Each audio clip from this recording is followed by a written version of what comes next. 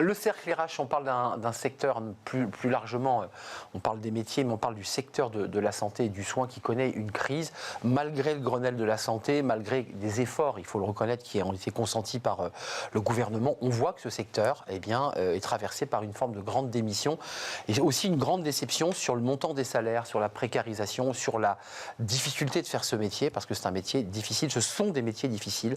On en parle avec mes invités. Delphine Collin, merci d'avoir répondu à notre invitation. Vous êtes animatrice espace revendicatif à la CGT, spécialiste du sujet des métiers du soin, et vous allez plus loin parce que c'est du soin et du lien, parce que c'est l'aide à la personne, ce n'est pas que le secteur de la santé. On parlera de votre étude qui parle à la fois des conditions de travail et du niveau des rémunérations, parce que c'est un enjeu très fort et c'est une revendication côté CGT. Daniel Guillerme, merci d'avoir répondu à notre invitation. Bonjour. Président de la Fédération nationale des infirmiers, vice-président de l'UNPS. L'UNPS, l'Union nationale des professions de santé. donc plus largement. Toutes les professions de santé libérales, en fait. Qu'on y voit clair, Daniel, avant de poser ma première question, les infirmiers dont vous parlez, ce sont les infirmiers libéraux. Absolument. Hein, ceux qui vont aller faire les piqûres matin, midi et soir, ce ne sont pas les infirmiers hospitaliers. Voilà, ils travaillent en fait en secteur libéral, au sein de cabinets infirmiers, donc dans les villages, les villes, les quartiers, etc. Un mot, Delphine Collin, sur je dirais, le paysage général en cette rentrée. Il y a eu le Grenelle, il y a eu des augmentations de salaire, et quand on regarde les chiffres, on voit qu'il y a des départs d'infirmières, d'infirmiers, d'aides-soignants, que le recrutement ne se fait pas. Qu'est-ce qui se passe concrètement ? Il y a une grosse difficulté sur les conditions de travail. C'est vrai que pendant le Covid, on a applaudi tous ces métiers du soin, du lien aux autres, on s'est rendu compte de leur utilité sociale au quotidien. Mais la réalité, elle est très très différente. Et effectivement, il y a vraiment une difficulté en termes de revalorisation salariale, de conditions de travail, de pénibilité qui peut expliquer aujourd'hui les difficultés qu'on rencontre. Il y a la difficulté de faire ce métier, on l'a vu d'ailleurs pendant le Covid, porter, transporter, parfois même souffrir. Et puis il y a la réalité, je dirais, plus macroéconomique, qui est le nombre de postes à créer. Vous les évaluez à combien, oui, donc, les créations de postes, là, si on voulait avoir un système de soins correct? Donc en fait, l'étude qu'on a pu mener avec l'Institut de recherche l'IRES, donc au niveau de la CGT, s'est appuyé sur une méthodologie qui a permis d'évaluer les emplois en fonction pour finalement qu'il y ait moins d'inégalités territoriales, que ça réponde aux besoins en fonction du nombre d'enfants, par exemple de moins de 5 ans, de personnes de plus de 70 ans, enfin voilà, de personnes en vulnérabilité. Et on évalue effectivement à plus d'1,3 million les emplois, les créations d'emplois nécessaires pour vraiment des services de qualité. Pour un service de soins qualitatif, partout sur le territoire, que ce ne soit pas que les grandes métropoles, et évidemment que des zones se voient désertifiées d'hôpital, de secteurs. Comment ça se passe du côté... Parce qu'on parle des infirmières du service public et privé, donc des cliniques et des hôpitaux, on va en parler.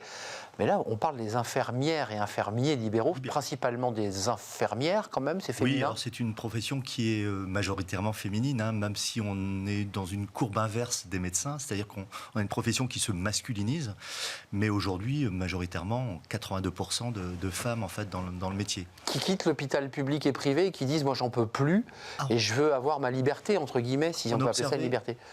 Vous avez raison, on a observé en fait un phénomène, mais qui tend aujourd'hui à se modifier.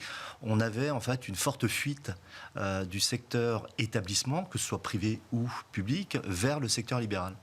On s'est interrogé, nous, sur les raisons de ces fuites. En fait, bien sûr, il y a les conditions de travail et les conditions de rémunération à l'hôpital, mais quand on a interrogé, nous, les personnes qui s'installaient en libéral, il y avait en fait une forme de détachement, en tout cas, du poids hiérarchique à l'hôpital, d'une organisation, en tout cas en termes de travail, d'horaire. Et une bureaucratie. Une bureaucratie administrative très forte. Donc une perte de sens. C'est ça. Je vous vois acquiescer. Parce que ce débat de l'ARS était posé, dire le ministre actuel, le nouveau ministre, et l'émanation de cette institution. il y a une forme de bureaucratie, de difficulté à exercer le métier dans les meilleures conditions. Est-ce que c'est une des raisons, et on va parler du salaire, parce qu'on voit qu'il y a quand même des efforts à faire, est-ce que c'est une raison importante, le sens, se dire je viens soigner des gens et en fait je dois faire des bons de commande pour chaque compresse, parce que c'est ça l'histoire.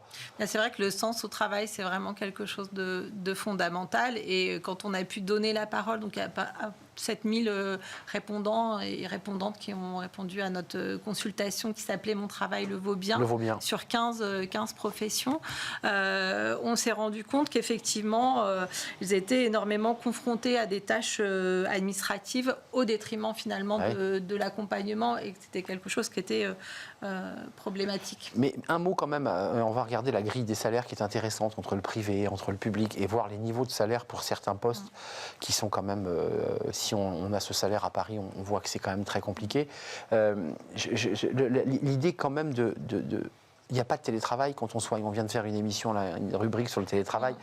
On voit que notre société s'est un peu dérégulée et que c'est quand même des métiers où on travaille la nuit, où on travaille en direct, où c'est dur physiquement, c'est dur psychologiquement. C'est quoi? Il y a un problème là. La société est un peu en train de se déréguler, le monde du travail se dérégule et certains disent moi je veux plus faire ce métier. Un peu comme on a eu le débat des cafetiers qui disaient moi j'aimais bien ce métier, puis là j'ai plus envie de servir le café jusqu'à 2h du matin. Il y a de ça, non? Il y a une pénibilité en tout cas de ces métiers-là qui est importante par rapport à d'autres, et un manque prégnant de reconnaissance de cette pénibilité. Ça passe par le salaire, donc, pour vous? Ça passe pas que par le salaire, ça passe par une amélioration des conditions de travail, ce qu'on appelle l'employabilité, c'est le maintien en emploi.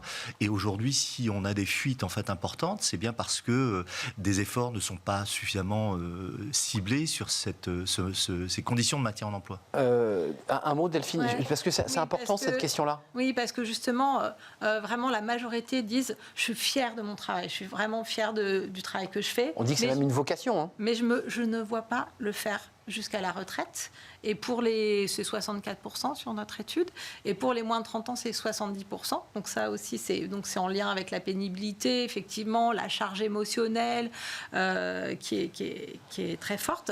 Mais aussi, en fait, finalement, quand on voit quelles sont les revendications, ce qui est le plus important pour elles, parce qu'effectivement, c'est des professions très fortement féminisées, et pour nous, il y a des gros enjeux d'égalité professionnelle, c'est la revalorisation salariale. Et on le découvre. Ça, c'est une des revendications. Voilà. Création de postes. Création de postes. Et donc, ça fait vraiment le lien avec ce qu'on a pu identifier en termes de besoins d'emploi, puisqu'effectivement, c'est parce que je n'ai pas la possibilité de faire correctement mon travail. On l'a vu, là, Delphine, il y a aussi quand même l'idée de la reconnaissance, le lien entre salaire et me donner le bon salaire par rapport au temps que j'effectue, parce que ce sont des métiers extrêmement chronophages. Le paiement du temps nécessaire à la réalisation du travail et une progression de carrière.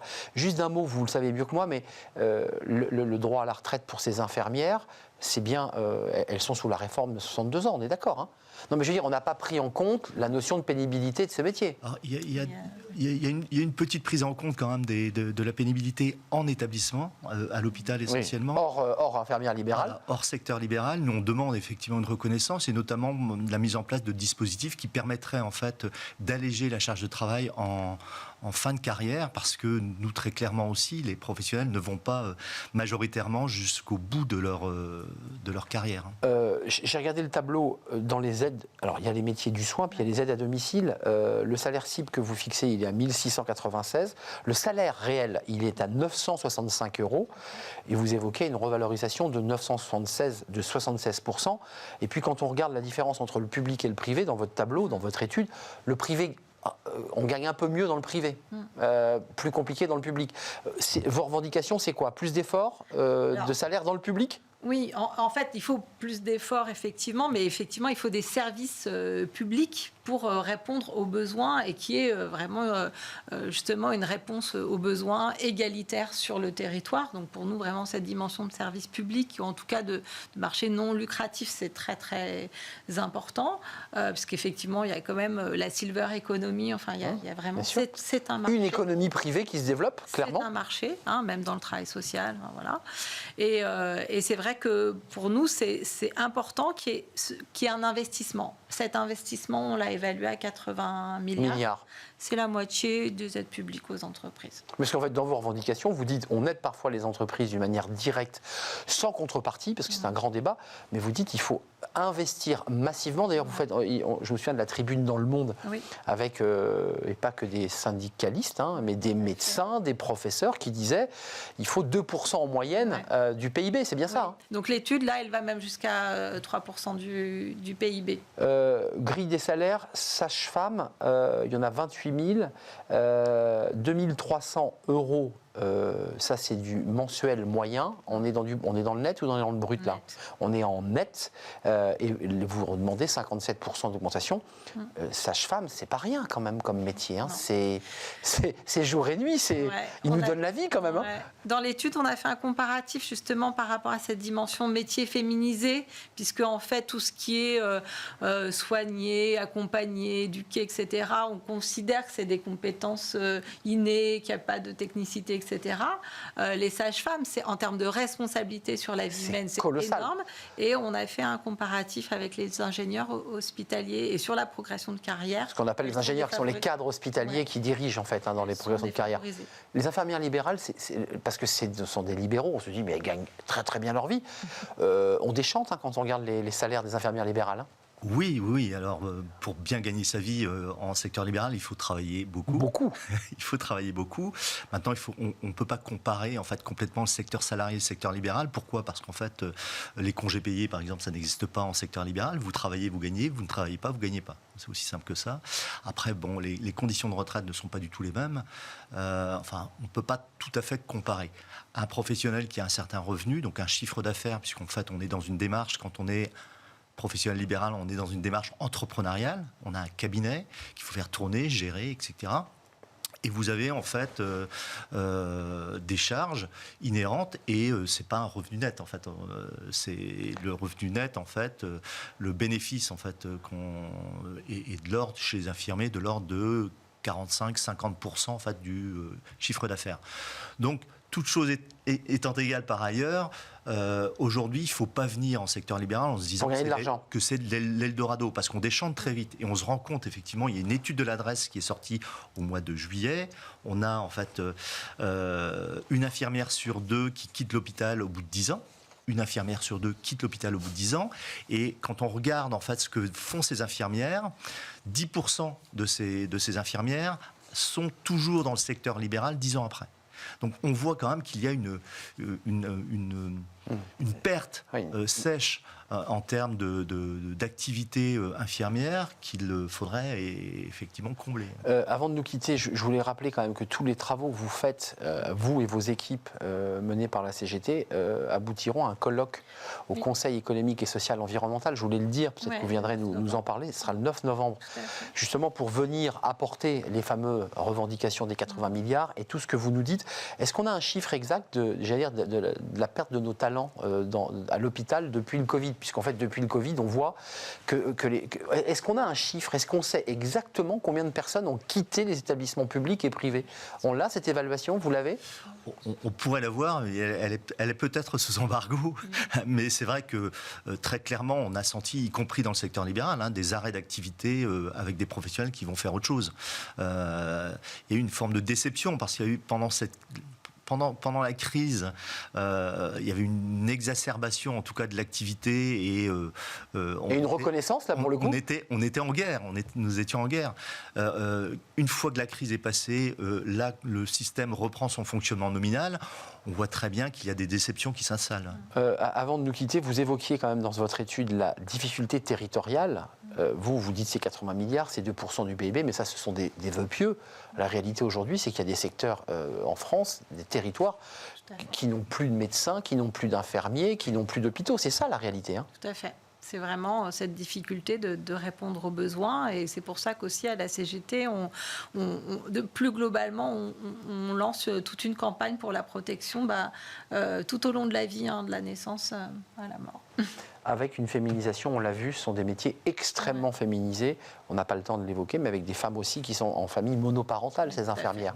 Et le problème de la garde des enfants, le problème du domicile, lieu de travail et domicile qui est impactant quand on est infirmière à l'hôpital à Paris. Merci de nous avoir rendu visite. Vous reviendrez peut-être nous parler de ce colloque le 9 novembre. Ça sera au CESE avec, j'imagine, tous les personnels de santé et tous les acteurs du monde de la santé. On est bien d'accord. Ouais. Merci Delphine Collin d'être venue, animatrice espace revendicatif CGT. Cette étude, elle est très riche, puis elle vous donne aussi des grilles de salaire extrêmement détaillées et très précises. Daniel Guillerme, merci d'être venu nous rendre visite, président de la Fédération nationale des infirmiers et vice-président de l'UNPS, qui sont les professions de santé. On termine notre émission avec Fenêtre sur l'emploi. On va parler CV. Un CV, vous allez voir, un peu original et vraiment dans un style beaucoup plus soft skills, comme on dit. On accueille notre invité.